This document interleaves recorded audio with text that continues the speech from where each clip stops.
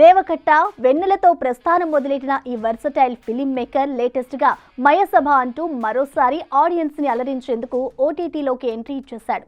మరి తెలుగు రాష్ట్ర రాజకీయాల బ్యాక్ డ్రాప్ లో ఇద్దరు ఉద్దండులైన పొలిటీషియన్స్ మధ్య మొదలైన ఈ పొలిటికల్ గేమ్ ఎక్కడ మొదలై ఎక్కడికి చేరిందో మనము ఓ లుక్కేద్దామా?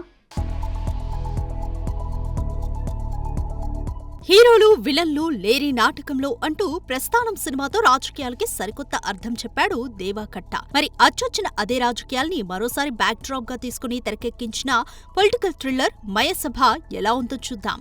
కథలోకెళ్దాం. కేకేఎన్, ఎంఎస్ఆర్ ఇద్దరూ కాలేజీలో ఒకరికొకరు పరిచయం అవుతారు. అలా వాళ్ళిద్దరి మధ్య స్నేహం చిగురిస్తుంది. ఇక కేకేఎన్ కు మాత్రం తన కాలేజీ తరపున స్టూడెంట్ యూనియన్ లీడర్ అవుదామనుకుంటాడు.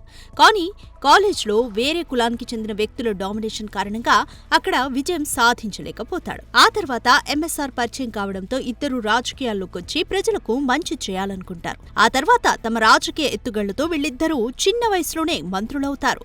మరోవైపు తెలుగు రాష్ట్రాల్లో హీరోగా అలరిస్తున్న ఆర్సీఆర్ తన కుమార్తెను కేకేఎన్ వ్యక్తిత్వం నచ్చి పెళ్లి చేస్తాడు.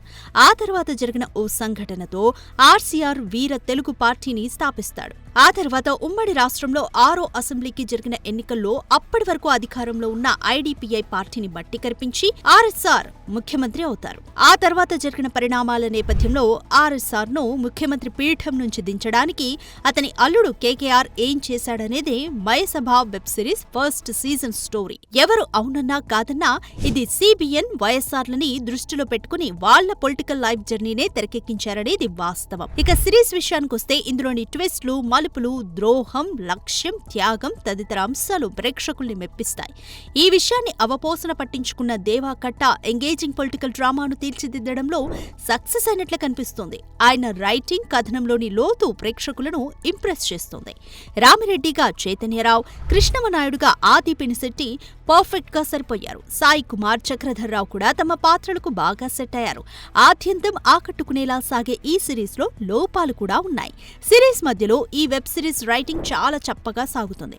ముఖ్యంగా భారత్ లో ఎమర్జెన్సీ వంటి సన్నివేశాలు ఏమాత్రం ఆకట్టుకో. ఈ సబ్జెక్టును దేవకట్ట అండ్ టీం చాలా జాగ్రత్తగా హ్యాండిల్ చేశారు. సురేష్ రఘుటు, జ్ఞానశేఖర్ విఎస్ కెమెరా పనితనం అదిరిపోయింది. ప్రవీణ్ కేఎల్ ఎడిటింగ్ వర్క్ చాలా వరకు బాగున్నా కొన్ని సీన్స్ ను ట్రిమ్ చేసి ఉండాల్సిందే.